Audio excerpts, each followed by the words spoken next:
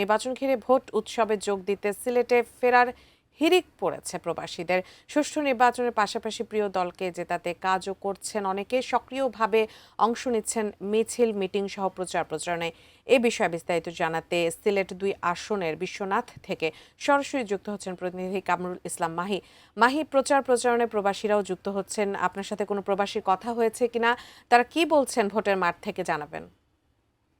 প্রবাসী অধ্যুষিত বিশ্বনাথ উপজেলায় আছি এবং আমি এই মুহূর্তে যে প্রচারণাটিতে যুক্ত হয়েছি, আপনি ঠিক দেখতে পাচ্ছেন আমার পেছনে যারা রয়েছেন তারা প্রত্যেকেই আসলে বিভিন্ন দেশ থেকে আসলে তারা এসেছেন। বিশেষ করে যুক্তরাজ্য, যুক্তরাষ্ট্র, মধ্যপ্রাচ্যের বিভিন্ন দেশ থেকে অনেকে এসেছেন এবং সিলেটে কিন্তু নির্বাচন যখন গণিয়ে আসে ঠিক তখনই কিন্তু অধিকার প্রয়োগ করতে এবং তাদের পছন্দের প্রার্থীকে জেতাতে তারা প্রচারণায় অংশ নিয়ে থাকেন এবং বেশ কিছু প্রবাসীদেরকেও আমরা পেয়েছি। আমরা যদি একটু আপনার একজনের সঙ্গে কথা বলি, আপনারা তো দেশে এসেছেন, প্রচারণা চালাচ্ছেন, যদি একটু এই বিষয়ে একটু বলেন।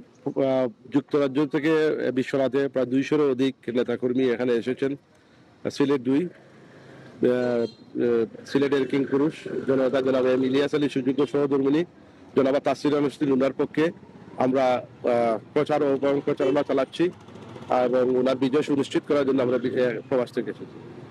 নিশ্চয়ই আপনি শুনছিলেন এই যে প্রবাসী, তিনি বিএনপির প্রার্থীর পক্ষে প্রচারণা নেমেছেন। ঠিক একইভাবে আমরা দেখেছি 11 দলের জোটের যে প্রার্থীরা রয়েছেন তাদের পক্ষে অনেক প্রবাসীরা এসেছেন।